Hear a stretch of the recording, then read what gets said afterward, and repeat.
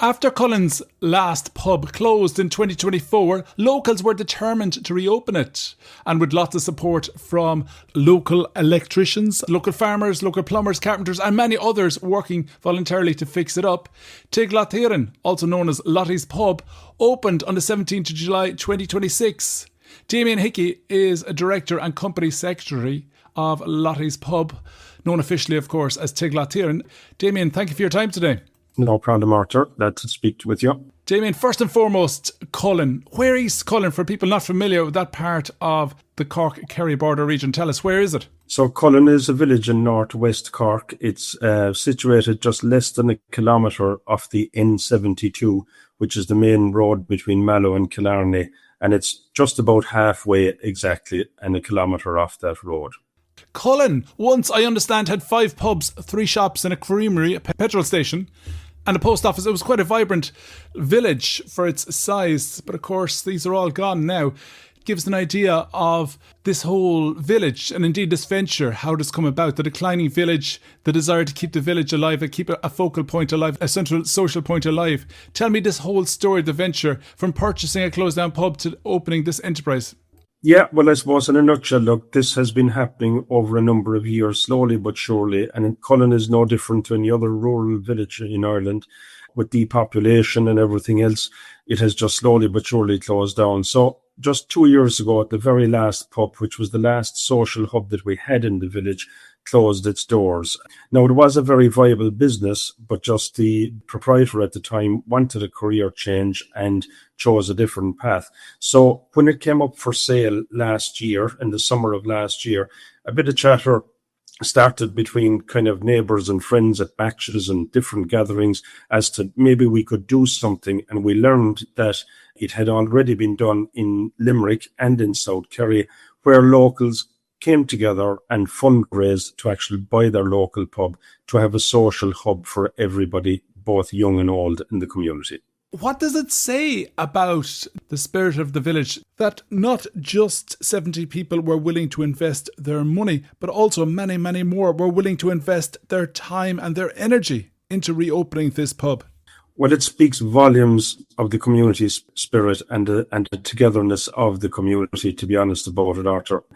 It just took 10 days from the original meeting for everybody to really sign up for this. It was just phenomenal. Even the accountant who we applied to set up the limited company for us was astounded at how this could take place in such a short period of time. But it just showed as well the need for such a hub, I suppose, or a enterprise in the community. And that really shone through with the speediness and the willingness of everyone to get their shoulders to the wheel and get behind the venture. Well, pubs in Ireland traditionally would be sole trader enterprises. This is quite different in terms of its setup. Give us a brief overview of the enterprise structure of this. So it's a limited company with shareholders. Basically, there are 38 shares, but there are upwards of 70 people involved because some of the shares are split between 2 people, 3 people, 4 people or more. Their families, friends have come together to do it. So that's the basis of the company. We have 5 directors then, and then we have a manager in the pub who runs the day-to-day business of the pub, everything from staffing and rostering and all else that goes with it. An incredible amount of work to get it up and running in such a short space of time. Did you ever have any doubts that the whole project would succeed? No, definitely I didn't have any doubts from the community. You hit these stumbling blocks along the way where, you can't do this or you can't do that. There's a lot of red tape and legalities involved. But we got through it all, and we had great help from our solicitors and our accountants. And we also had help from other publicans who actually lended a hand and gave us advice along the way as well. So, I didn't have any doubt really because I knew there was always an insatiable appetite for it in the community. And that was the thing that kept us going right from the beginning. So what has been, we could call it the most rewarding moment since reopening? Definitely the most rewarding moment was seeing people who haven't met in a long time, especially the elderly people in our community, with smiles in their faces and coming up and saying, fair play to everyone involved. Thanks very much for what you've done. And that's not just us, the 5 directors or anything like that. That's the 70 shareholders that made this happen. And all the other people in the community that helped out in painting and decorating and tidying and doing all sorts of work. But it's a thanks to everybody in the community. But that is definitely the most rewarding part of it, is to see the happiness and the joy in people's faces to be back together again. Tigh Laitiarain, also known as Lottie's Pub. Tell me, what does it mean having a pub such as this to the Cullen community, beyond, of course, simply having somewhere to have a drink? Tell us about the wider picture of all this. Yes, it's not just about alcohol. I mean, in the bar now, there are different services offered. There's coffees and teas, and there are Zeros, Guinness and Heineken and all different kinds of beers on draft. So it's not just about that. It's for a place for people to meet, have a cup of coffee, have a bit of a chat, play a game of cards. There are people doing that. There's a pool table in the pub. There's a beer garden there. When the weather has been so lovely there all along, it's nice to see people sitting out of an evening there, especially at the weekend, just enjoying each other's company. So that's really the main basis about it. So how important is it for a small rural village to have a social focal point where different generations can meet? It's so important. It's just the heart and soul was gone out of the community without it.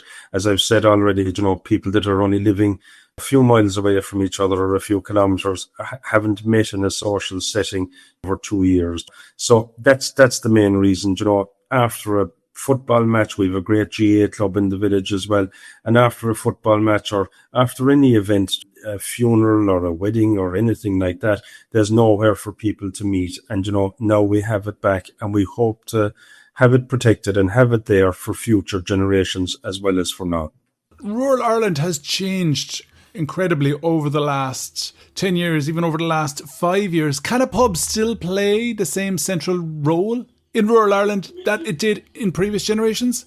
We think it did, because going back to the top of the interview there, you mentioned that Cullen had 5 pubs. Most villages had numerous pubs like that. We know that things have changed over the years, and like you say, even in the last 5 years. But there's no need for maybe 5 or 6 or 3 or 4 pubs, but there's always need for one. I think it's the heart and soul of the community where people meet. It's just good for mental health and for everybody to be able to get out and meet each other. And that is so important. And I think there's room for at least one in every locality. What needs to happen if villages like Cullen are to grow rather than simply survive? Well, I suppose the main thing really is maybe relaxation of the planning laws for one-off houses and stuff, which has driven a lot of people from rural Ireland to urban areas. So people that couldn't get planning permission on their own farms and stuff like that. So that's one of the things with the likes of this. When a community comes together and starts a business, maybe another 1 or 2 businesses might come into the area. The GA club have planning permission for a shop now and a cafe on their grounds as well to build a new development, which is very exciting. And it might just attract other little businesses. And really, it's the planning permission, really, just so that there are developments for people to move into. A rural pub will inevitably raise the whole question of drinking and driving. How are you encouraging customers to enjoy the pub and to do so responsibly? Well, we have a few taxi services in the area, which we're lucky to have. Also, I've seen already there have been designated drivers on nights there in groups where they're drinking the teas and the coffees, and they have the cappuccinos and the lattes and all the fancy stuff. And they also have, as I said already, there's proper 0 non-alcoholic beverages on draft and in bottles as well. So people, it's not just all about the alcohol. As I said, it's about meeting. It's about having a place for fundraising for the different organizations in the community. We've a world-class pipe band that are actually competing this week in Scotland in the World Championships. And we have, the Tidy Towns Association. We have a gun club. We have the GA club, as I said already. We have a special needs association. So it's required for all these groups to come together and have their gatherings there. You've described the community response as phenomenal. What has that support actually looked like behind the scenes? Oh, it's like from the very beginning, we knew the vibe was good, that there was upwards of 20 people that kind of said from the start, look, we need to do this and we'll get involved. Then within, as I said, 10 days, there were 70 people. That was fine. We bought the pub. That was grand. It took a number of months to get all the legalities done and the contracts done and all the rest of it, and that was fine. But it was when we got the keys that you could really see the support of people who aren't shareholders as well, who came in, who gave their time voluntarily. We had professional people like carpenters, plumbers, electricians, painters, all of that, tradespeople, proper tradespeople who gave all their time voluntarily. And then we had all the rest of us then who just helped out in any way we can just to do this or that. And it was all done genuinely with a smile on the face. And there was a great togetherness and a camaraderie in coming together and doing that. So it was really rewarding and very good for everybody. Could this model be replicated in other rural villages across the country that have lost their last pub?